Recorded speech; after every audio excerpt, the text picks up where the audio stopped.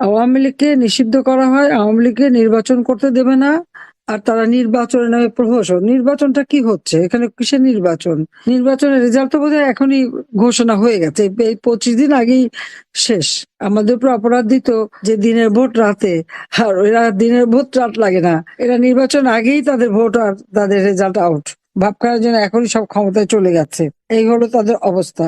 অবৈধভাবে ক্ষমতা দখল করে মেটিকুলাস ডিজাইনের মাধ্যমে সেই কি মাস্টার মাইন্ড দ্বারা আন্দোলন সংগঠিত করা, এটা তো ডক্টর ইউনূস নিজের মুখেই বলেছে। আর সেখানে এই ক্ষমতা দখল করতে পেরে খুব গর্বিত, লজ্জা হওয়া উচিত তার। একটা জনগণের নির্বাচিত প্রতিনিধিত্বশীল সরকারকে হটিয়ে সংবিধান লঙ্ঘন করে অবৈধভাবে ক্ষমতা দখল করে গর্বের কি আছে? এটা তো ডাকাতি করা।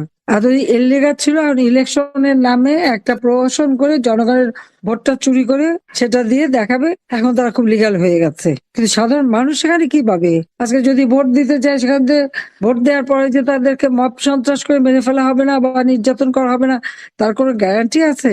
এরা তো সবই পারে, যত্র তত্র যেখানে সেখানে আগুন দিয়ে জ্বালানো, পোড়ানো, বোমে হামলা, এটাই তো তাদের চরিত্র। আওয়ামী লীগ মুক্তিযোদ্ধাদের নির্বিচারে হত্যা করা হচ্ছে, আহত করা হচ্ছে, ঘর বাড়ি, ব্যবসা প্রতিষ্ঠান, হাঁস মুরগি গরু মাছের খামার সবই লুটপাট, সবই ধ্বংস করে দিচ্ছে। প্রতি পদে পদে মানবাধিকার লঙ্ঘন করে যাচ্ছে। এই অবস্থা তো একটা দেশ চলতে পারে না। আমাদের অপরাধটা কি? দেশ স্বাধীন করা? তাই দেশকে অর্থনৈতিক ভাবে উন্নতি করেছি। তাদের প্রভু দেশ পাকিস্তানের থেকে আমাদের অর্থনীতি অনেক অনেক বেশি শক্তিশালী। দক্ষিণ এশিয়ায় বাংলাদেশ শক্তিশালী অর্থনীতি দেশ হিসেবে দ্বিতীয় স্থান অধিকার করেছিল, সারা বিশ্বে 33 স্থান। আমাদের মাথা পিছু আয় আমরা 2,793 মার্কিন ডলার উন্নীত করেছি। 2023 সালে আমাদের প্রবৃদ্ধি 7.25-এ আমরা উন্নীত করেছিলাম। জনগণের তো খাবারের কষ্ট ছিল না। ভূমিহীন গৃহহীন 8 লক্ষ পরিবারকে আমি বিনামূল্যে আধা পাকা ঘর, 2 কামরা, বসার জায়গা, স্যানিটারি ল্যাট্রিন, বিদ্যুৎ, পানি সবকিছু দিয়ে তাদেরকে বিনা সুদে ঋণ দিয়ে নিজেদের জীবন জীবিকা গড়ে তোলার ব্যবস্থা করেছি।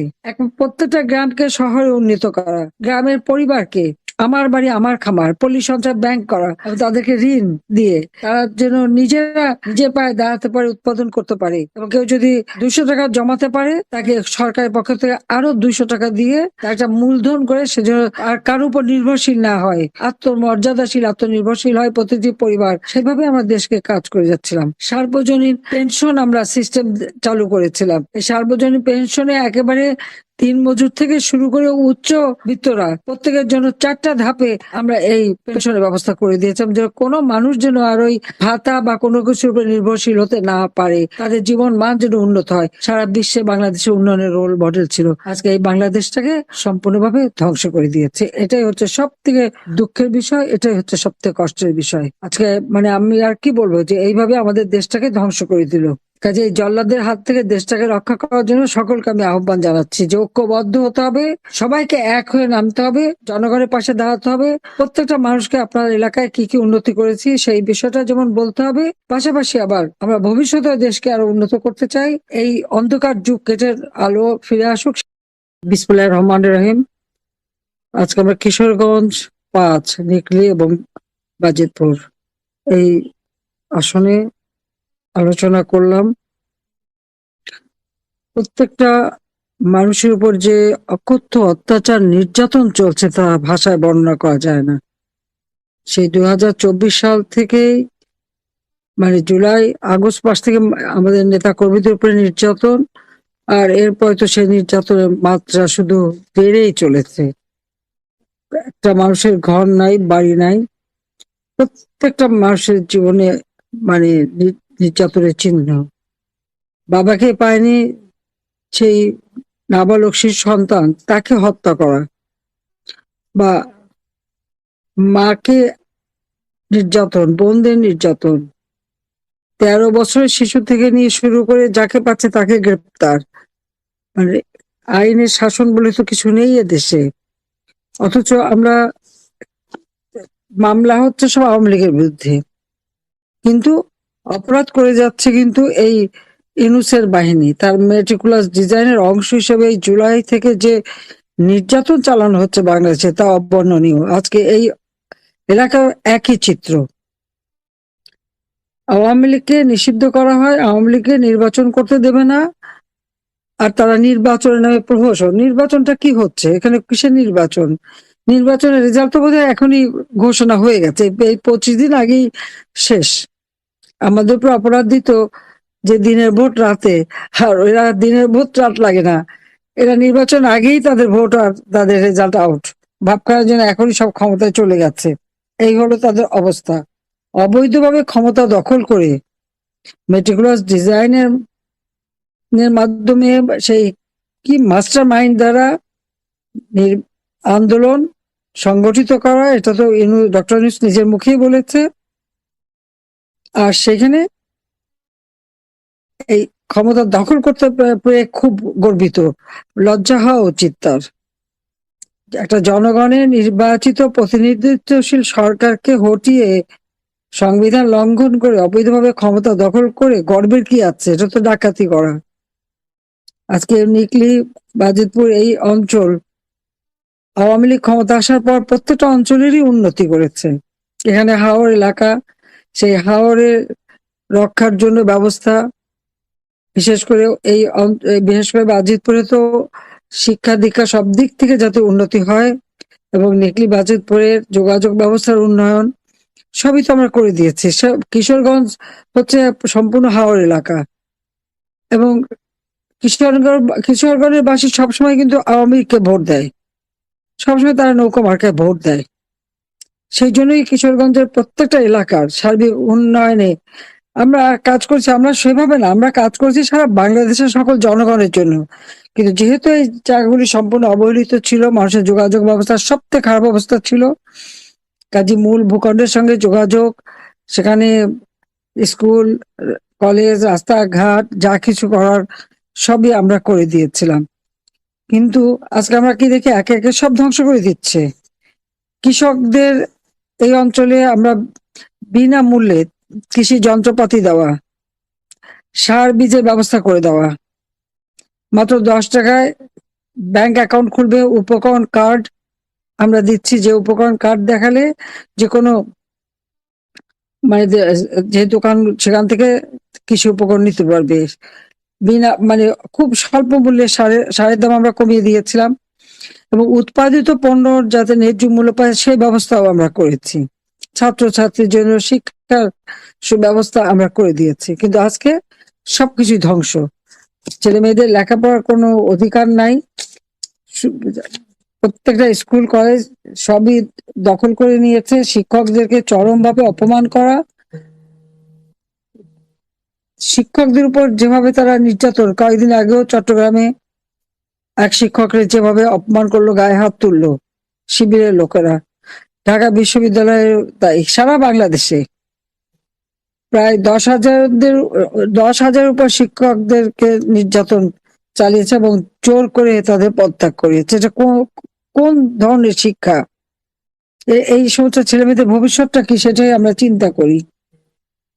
আর হত্যা তো চলছেই, দেশটাকে একটা জঙ্গি রাষ্ট্রে পরিণত করেছে, যার ফলাফলটা কি এখন?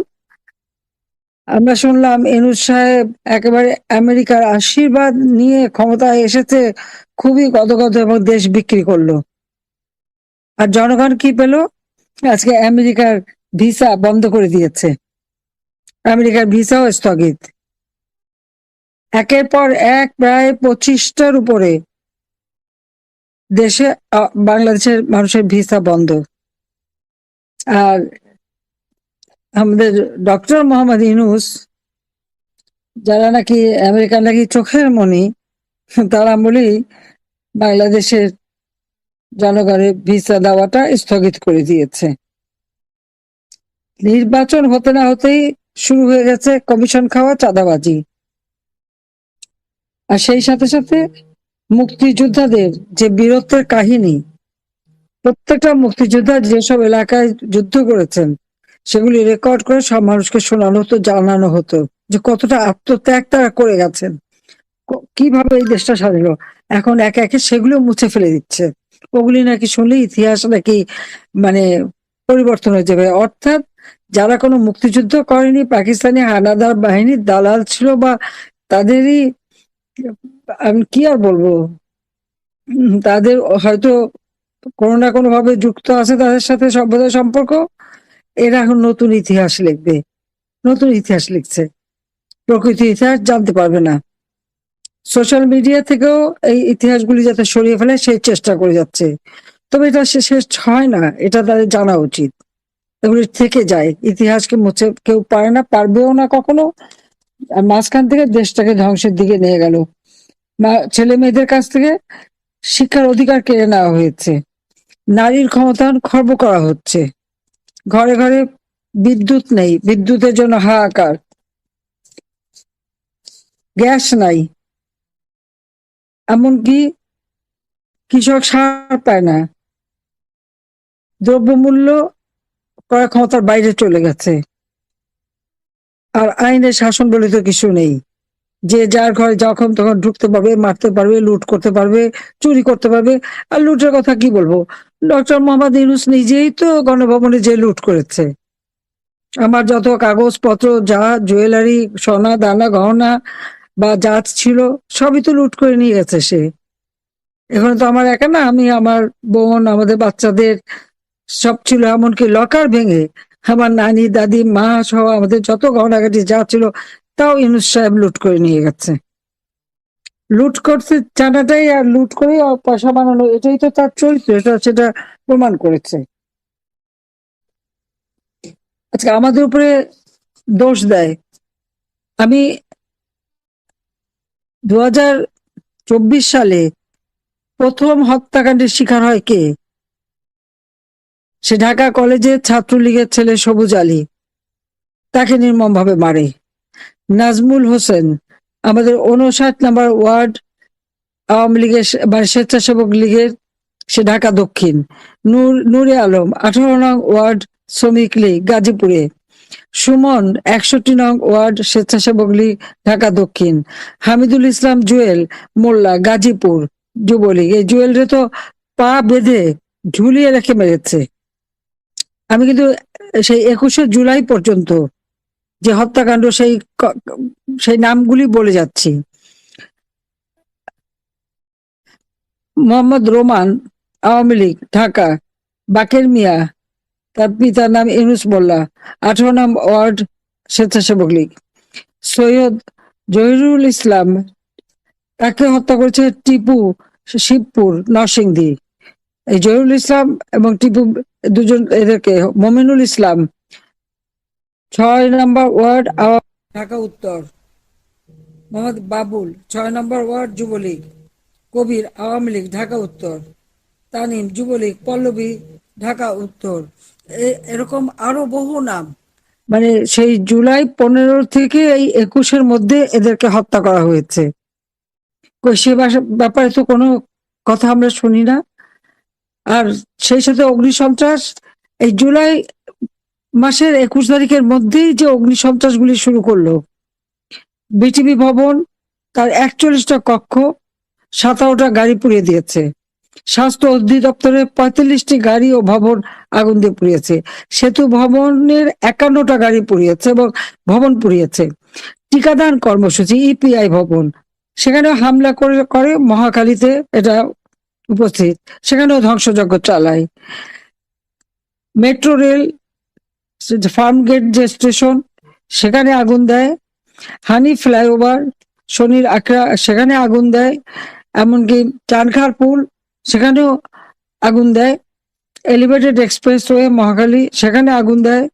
বাংলাদেশ বিজ্ঞান গবেষণা কেন্দ্র পিবিআই, সেখানেও আগুন দিয়ে হামলা করে আগুন দেয়। দুর্যোগ ব্যবস্থাপনা অধিদপ্তর 35টা গাড়ি অগ্নিসন্ত্রাস করে, পুড়িয়ে দেয় বিল্ডিং এ। সেখানে যে সারা বাংলাদেশের দুর্যোগ আসলে পুরো ঘরটা কম্পিউটার এবং ডাটাবেস সবকিছু করা থাকতো, এবং যখন যেখানে আবহাওয়ার তথ্য সঙ্গে সঙ্গে চলে আসতো, তো সম্পূর্ণ জিনিসটা জ্বালিয়ে পুড়ে ছাড়খাড় করে দিয়েছে। আমি নিজে যে দেখে এসেছি। ডাটাবেস সেন্টার যেটা মহাখালী, সেখানেও আগুন দেয়। করোনা হাসপাতাল আমরা করেছিলাম মহাখালীতেই, কোভিড এর সময় কোভিড হাসপাতাল, যে হাসপাতালটা সম্পূর্ণভাবে করোনা রোগীদের জন্য মানে চিকিৎসা দেওয়া হতো, সেটা আগুন দিয়ে পোড়ায়। এমনকি পুষ্টি ইনস্টিটিউট পুষ্টি ইনস্টিটিউট বেশিরভাগই তো গবেষণা